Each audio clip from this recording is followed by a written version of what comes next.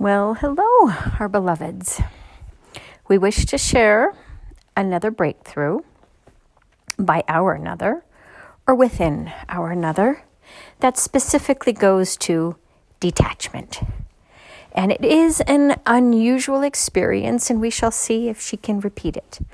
But it is where you get engaged in an activity, and you really, not only do you not care about winning or losing, but you actually detach from the entire process, recognizing it's a farce, it's a fallacy, it's a joke.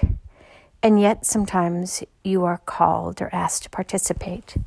But within this particular experiment with our another, she has run the gauntlet, jumped through many hoops, hula hoops. We made her take many steps that she did not wish to take. We made her approach certain fears that she did not wish to overcome or even address. And yet here she is now, not really caring whether it works out in her favor or not, because she realizes that her gift is in detachment from the past in order to move into the future. And this is what her another has not learned. He is still stuck in the here and the now, and she isn't. She has given herself the latitude to move on, to forgive herself, to recognize that this is the best that this individual can do, though it does not in any way approve of the behavior. But when you're dealing with a toddler, you expect toddler-like behavior, and that's it. And you move on, and you expect more out of future people in your lives. And if they choose not to show up, which is their right, you just simply move on.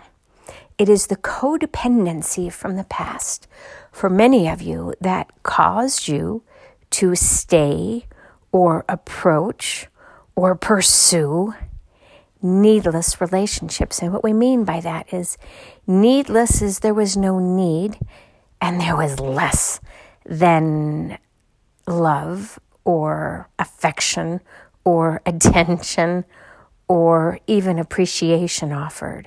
So need less relationships because they taught you all, hopefully, that your worth is not defined by the lack of attention by someone else, but instead your own inner desire to wish for more, to want more, to seek more, to pursue more, and to stand up for yourself and wait for more.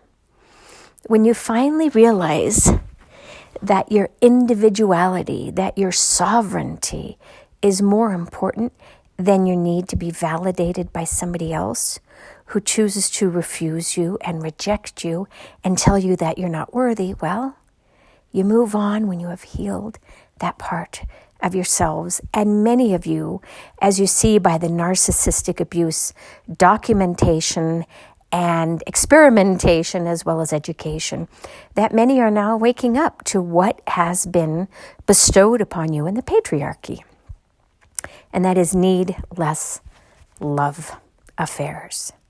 And you're now seeing your worth and your intentions. Your intentions matter more than you ever realized. And here you are on the dawn of a new day, of a new year, of a new era, and of a new experience.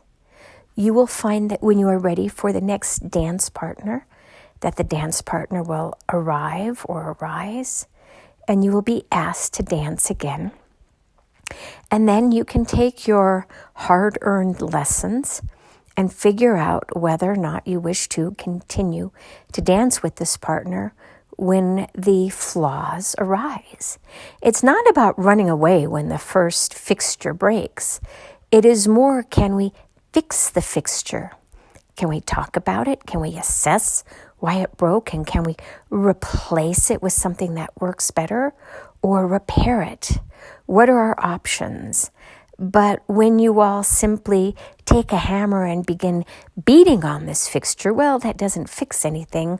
All it does is damage it more and more. And as you figure out better coping mechanisms on how to resolve trauma and tribulations, you will begin to see how your own inner world has grown and changed and morphed in a way that you are attracting new and better dance partners. And when it feels like love, really like love, meaning the other person offers you back what you seek without requesting it, without demanding it, without expecting it even, that this is just a true expression of this individual. And with time, it holds steady. It doesn't diminish. It doesn't get negative or critical or judgmental or expectationary, if that is a word. It's like confectionery, if that makes sense. It's overly sweet at first, and then you have the down after the high, right? When you crash, well, sometimes in those unhealthy relationships, there's the unnecessarily sweet experience at the front, and then the sugar low, the crash, the drop after. And you feel like, maybe I shouldn't have done that. You all need to learn to manage your sugar intake. So if you could all, for the most part, reduce your processed sugar intake and increase your produce sugar intake, which is in fruits and vegetables, you will find more of an even balance within your blood sugar and your energy levels.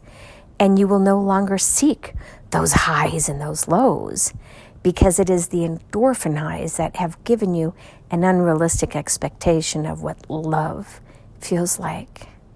Find acceptance in what we would call the boredom, the normalcy of just constant, steady appreciation for one another, instead of the highs and the lows and the drama and the fights and the makeup sex and all that. It's really not healthy, and it speaks to an unhealthy partnership. If it is what you seek or what you have, figure out why you're still there, why you're attracted to it. Oftentimes it flips back to your childhood because this is what was modeled for you, or you watched it in the surrounding environment, meaning either TV, movies, that kind of stuff. You have all been imprinted by what you expect the American lifestyle to look like, which has been exported to the rest of the world and teaches others what normalcy is supposed to look like, when it is anything but normal. It is tragic, it is defamatory, it is rude, it is dismissive, it is passive-aggressive. It may be really fun to watch, but it is really god-awful to live in. Offer your children and your partners and your loved ones a beautiful, loving, even keel experience. No highs, no lows, just real communication with continued affection and unconditional love, meaning I will love you through this journey. But if you can't meet me and experience the desire for your own inner growth so that we can morph into something better, then I think maybe we should part ways, because it's not in my best interest, nor is it in your best interest to continue this dance when each of us could find a new dance partner. We encourage you, when you can, to stay together just to finish those lessons, but also to embrace the experience of new and novel relationships that will teach you something completely different about yourself, because each partner that you attract will challenge you in new and unique ways, and will show you where your trauma wounds still lie and where your expression of growth can be experienced. It's very exciting when you embrace it as a loving journey instead of a loss of something in the past that was no longer working. Finding this balance point is hard because your emotions still tie you to something from the past that you projected into something that never was, meaning you thought maybe it would turn into love or acceptance or appreciation, when really it was just biding your time until somebody better came along. And not necessarily from your point, it might have been from the other person's point or perspective, but regardless, hold out for more and know that you are worthy of being loved, and you get to experience and choose to a certain extent, who you allow into your life as a best friend, as a lover, as a business partner, and as your community or your tribe. Find those who have similar goals and acceptance measures, meaning that they love unconditionally, but really set healthy boundaries by communicating clearly what their needs are and also accepting your clear communication on what your needs are. That is the ideal solution. And then play and laugh and have a good time. And don't be so fucking serious.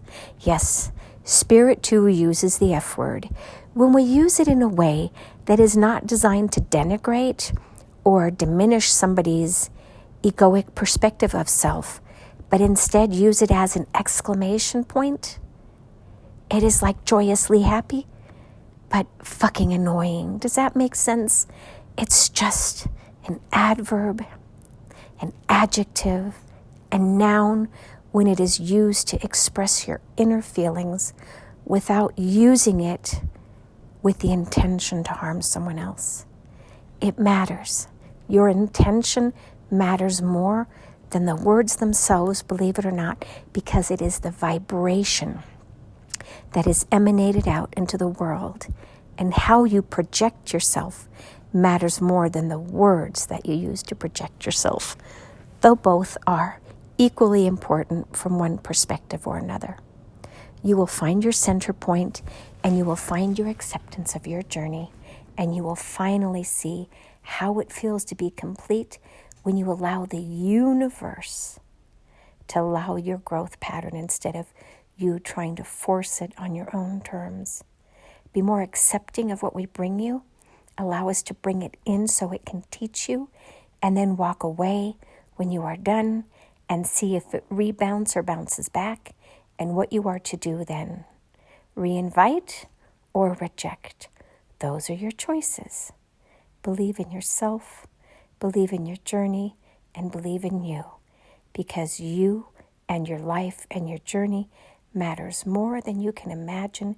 And when you finally transition and look back, you will see how miraculous this time was, because your intentions to build a better future will magnify it into your existence.